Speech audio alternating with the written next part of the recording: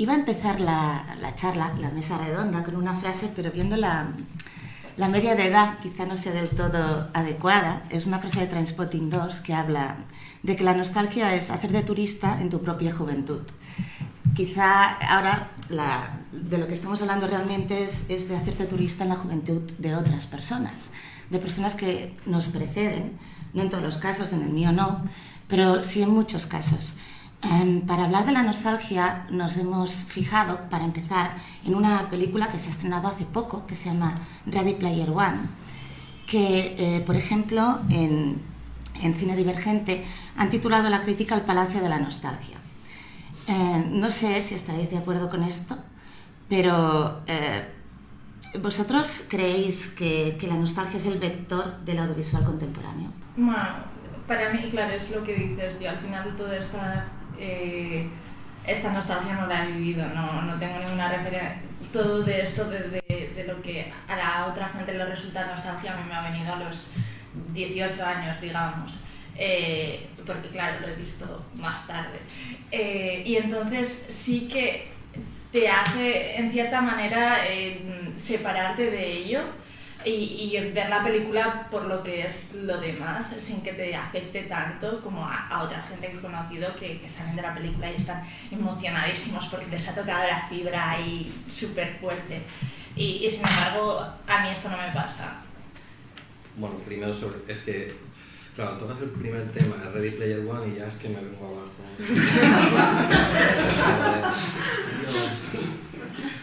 Vamos a ver, ¿cómo era la frase de Trainspotting 2? Que por cierto no he visto. Es solo nostalgia, eres un turista en tu propia juventud. Claro, yo ya ni juventud ni nada, pero... o sea, asumo la nostalgia en el cine, ¿verdad? Como... Sí, turismo, sí, vale, ok, hacia mi propia juventud, pero en mi caso creo que hay que dejarlo ahí totalmente, si no es algo peligroso y está dañino. Y Ready Player One es que se zambulle en esto y me parece hasta peligroso, ¿sabes? O sea, Ready Player One es una película para mi gusto, luego hay gente que discrepa muchísimo, cuya principal virtud, o que hace de su principal virtud, es esta especie de avalancha de referencias, y a partir de ahí construye una especie de ideario, pero que es que para mí es que no se puede hacer así. Es que no se supera. Yo estoy un poco en la línea de Ainhoa. Hace poco, cuando comentaba con una amiga el hecho de que se organizara una mesa redonda sobre la nostalgia, la primera pregunta que me hizo fue pero bueno, vosotros millennials, ¿qué tenéis que decir de esto? Es algo que realmente, visto así, no es un fenómeno quizás que nos afecte en una cuestión generacional, pero sí que estamos inmersos ahora mismo en una época de lo que comentaba David, de referentes y de un montón de recuperación de tropos y de objetos del pasado, especialmente de la década de los 80 y los 90, que nos afecta de pleno. Entonces, en ese sentido, explicar nuestro punto de vista, como dice Ainhoa, que puede ser más distanciado de alguien que realmente esté viendo ese fenómeno, ya solo como consumidores de todos estos productos audiovisuales que están llegando ahora, creo que nos permite analizarlo o llegar a ello de otra manera.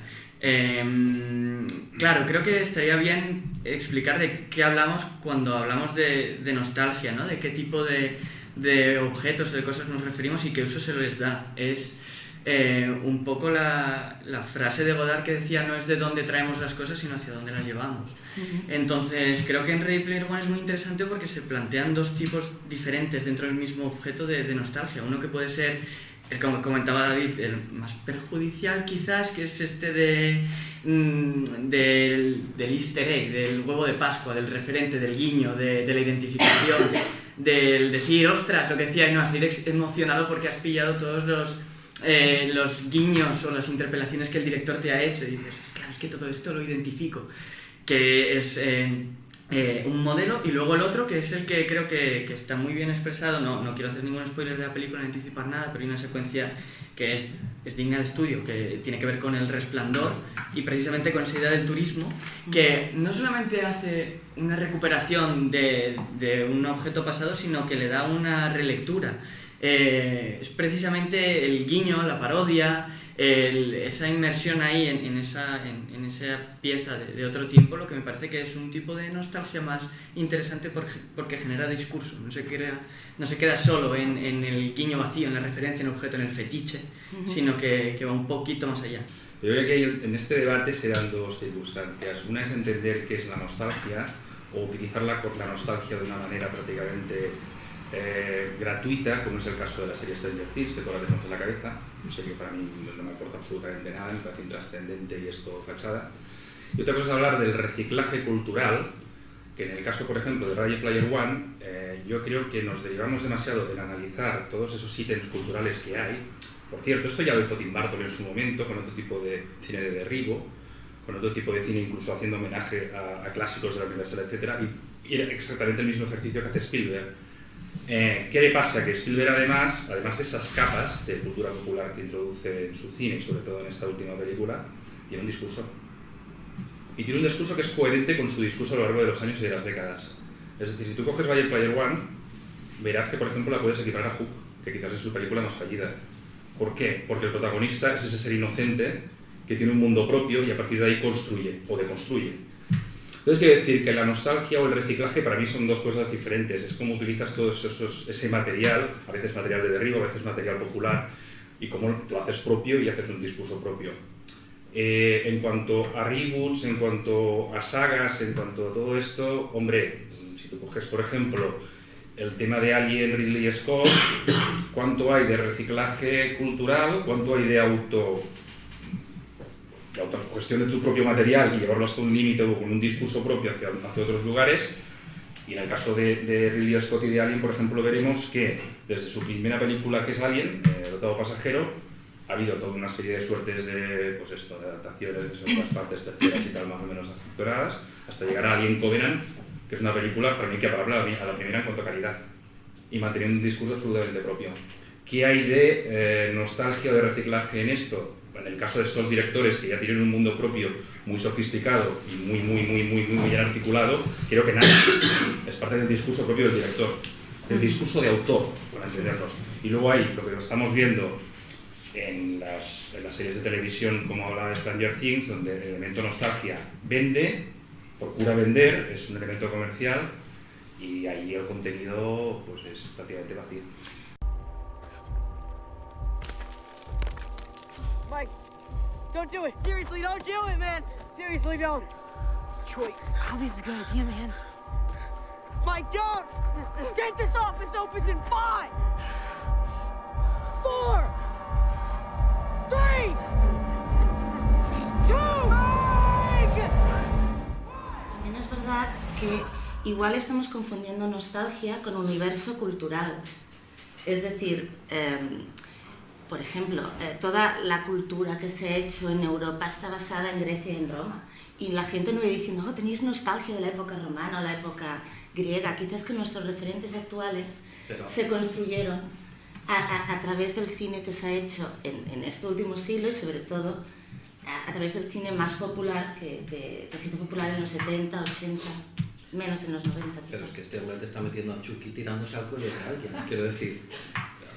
Universo cultural sí, pero es que aquí está tirando claramente de unos ganchos, para mí, a un determinado sector de la audiencia que se va a dejar, vamos, estoy seguro que se va a dejar embobar por esto, ¿no? ¿Te sentiste interpelado, digamos? Sí, violado moralmente.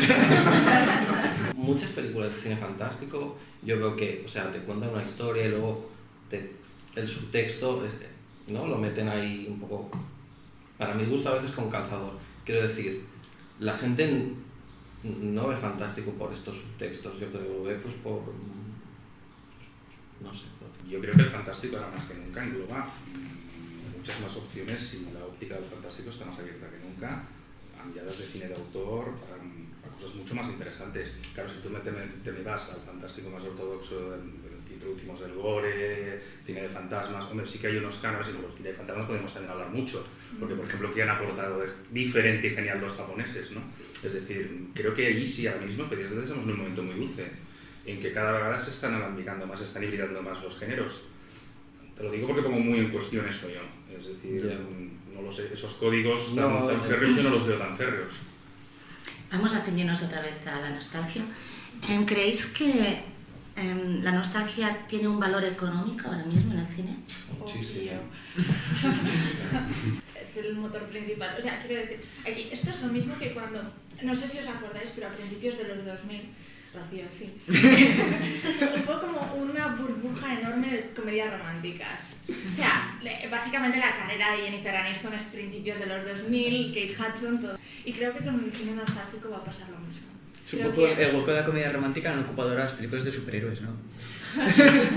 Ese es un nuevo espacio comercial. Sí, es que... Yo creo que, claro, al final también hay una cuestión que es la generacional, ya que lo estamos viendo, la gente que tiene ahora mismo el poder adquisitivo económico es la gente que hace, 20 años era pequeña y consumía todo este tipo de cosas. No solamente los consumidores, sino también los productores, todos los directores que estamos viendo como, James Gunn, Taika Waititi, todos estos de Marvel, por ejemplo, que están ahora recuperando figuras como David Hasselhoff en sus películas y este tipo de guiños.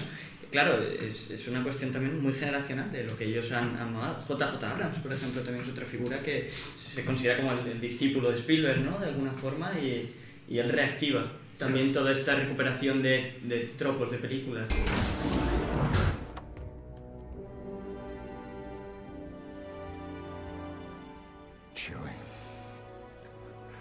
We're home. En el momento en el que Lucas vende los derechos a Disney, esto se desata de una manera brutal. ¿Por qué? Porque la jugada comercialmente es súper inteligente. Estás cogiendo una generación que ya era fan absolutamente de esta saga, de los inicios de esta saga, fan talibán, para entendernos, y después estás haciendo que esta gente vaya con sus hijos al cine, con un producto mucho más esencial, mucho más para todos los, si ya no lo era Star Wars, mucho más para todos los públicos. Y claro, estás aquí aglomerando 2 generaciones o 3 en un mismo producto, con un mismo sistema. ¿Y no crees que cada vez peores películas, evidentemente, ¿no? Si es que alguna vez fueran buenas, que esto también es muy discutible. ¿Y no crees que hubo una generación en medio que se borró por Jar Jar Binks, por ejemplo? Pues mira, te digo una cosa, yo ahora cada vez reivindico más esa etapa precisamente por contracultural. Hay mucho más directamente, es decir, hay mucho más de apuesta autoral y de arriesgar en Jar Jar Binks seguramente que en cualquiera de los personajes. O sea, Lucas en el fondo sabía lo que estaba haciendo, claro. Es que nadie lo entendía. Tío Boom me recuerda a sus vidas pasadas, debe mucho de ello, de Jar Jar Binks. Toda esta teoría que hay detrás de Jar Jar Binks, que en realidad es un Sith oscuro y todo esto, ¿habéis visto vídeos en YouTube?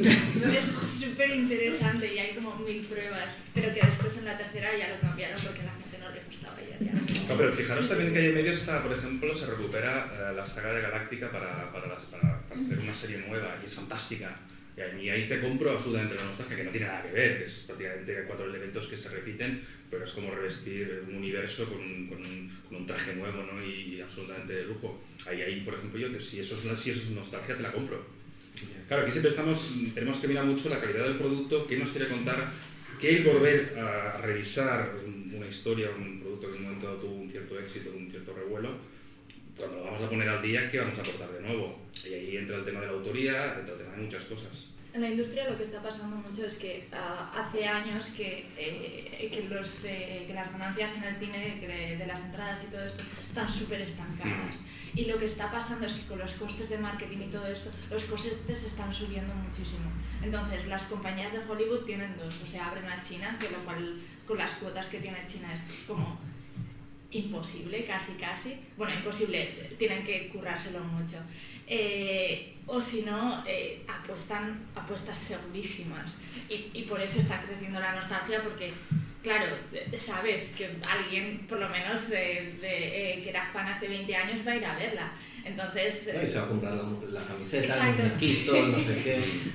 Sí, ¿sabes? claro. Ahí hay un filón que Yo creo que Cine y al explota McDonald's después, ¿no? Pero Claro. los niños, claro, sí, esto es el Y pack. por eso el top 10 de las pelis que más se ven al año son todas segundas partes, son todas remakes y son todas adaptaciones de libros, porque es que son seguros y de hecho lo consiguen. ¿Dónde diríais que empezó este revival de la nostalgia?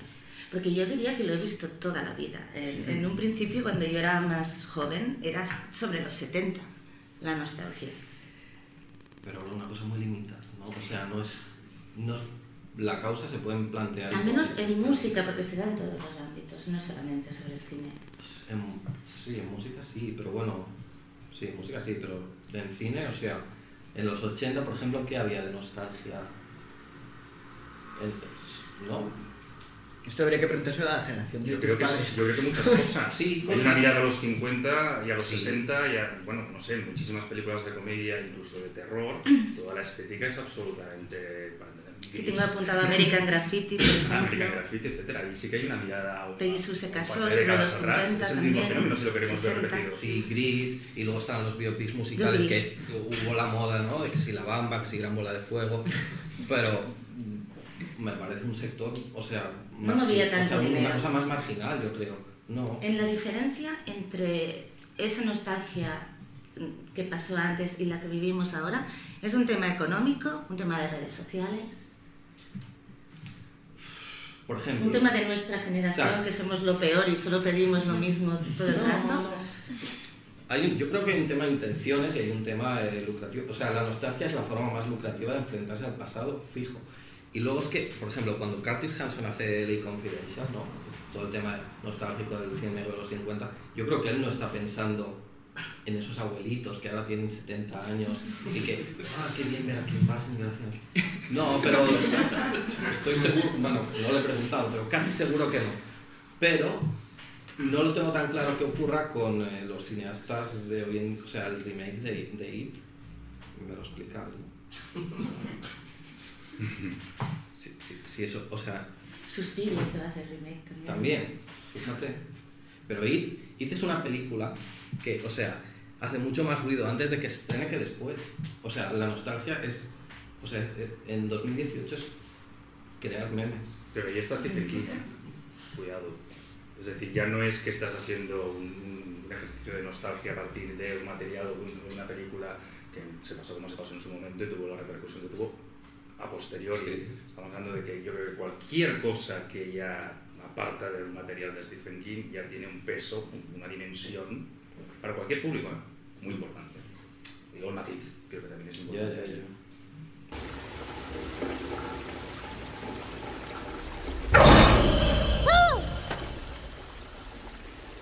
Hiya, Georgie. What a nice boat. Do you want it back? Yes, please. You look like a nice boy. I bet you have a lot of friends. 3. My brother's my best S. Where's he?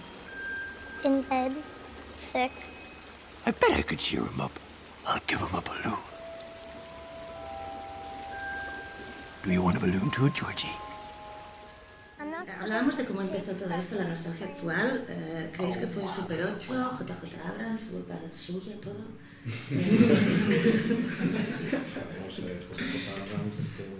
Claro, es que él fue el experto en tocarlo todo sin cambiar nada, ¿no? Un poco está del gato pardo, de cambiarlo todo para que siga igual. Pero es que lo que hace es homenajear de una manera prácticamente muy directa a Spielberg.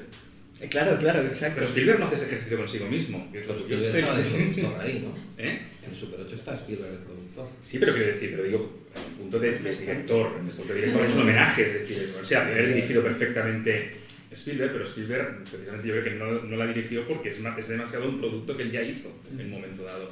A Spielberg le interesa más hacer Ready Player One ahora mismo que no hacer Super 8. Es más interesante en muchos más sentidos. O sea, puede introducir mejor su discurso, la evolución de su discurso. Pero con lo bien que llegas en los 90. Con lo bien que estaba Warhorse y todo esto. A ver, aquí estamos hablando al mismo tiempo de cosas quizá diferentes. Por un lado, relanzamiento de franquicias como Star Wars, hemos dicho que puede ser seguramente por motivos económicos, o Jurassic Park también. Reboots, remakes, que se han hecho muchos, secuelas tardías, por ejemplo, Mad Max Fury Road, que es completamente diferente a lo que se está haciendo con Star Wars ahora mismo, por ejemplo, o Blade Runner, la última, la 2048. Si os habéis fijado, es el mismo año en que está ambientado Ready Player One. Ya estamos en ese futuro, el futuro son los años 40 del 2000, bueno, en fin. O Trainspotting 2, que también estamos hablando de cosas muy diferentes, o de series, como Stranger Things, que es otra cosa completamente diferente a Mad Max Fury Road, por ejemplo. Es que no tiene nada que ver, es lo que te estoy diciendo. Una cosa es la evolución de un mismo director, por ejemplo, George Miller tiene un discurso propio brutal, y lo que ha hecho es hacer una puesta al día, con una continuación diferente, con una argumentación diferente, majestuosa. Un señor que viene a hacer Happy Feet. Increíble, brutal. Es decir, a mí eso, si eso es nostalgia, te lo compro. Sí, sí. Evidentemente, lo de Stranger Things vuelvo, no te lo compro porque es algo vacío, es algo que sí que es una postada. Hay el caso, por ejemplo, en paralelo, creo un poco después, hay una serie alemana que se llama Dark, que también juega con ciertos elementos de nostalgia.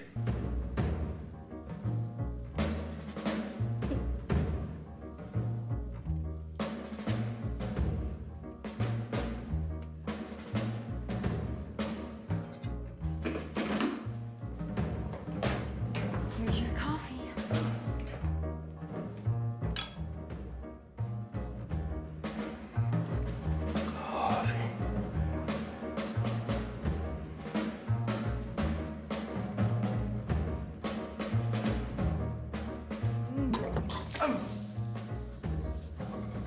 Jackie!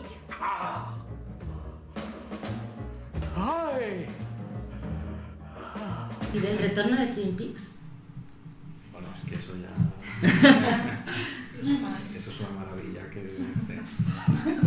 Toca el corazoncito. Sí, sí. Estoy emocionado. No. Es que yo creo que nada... Es que... Para mi gusto, es que Lynch, o sea, juega en otra liga. O sea, no... Él, no sé, pasa de nostalgia. Él te crea un mundo en cada capítulo. Es que es una cosa que no... Seguramente lo mejor que hemos visto en televisión en los últimos 20 años, tranquilamente. Sí, seguro. Es una pasada. O 26 desde la anterior temporada.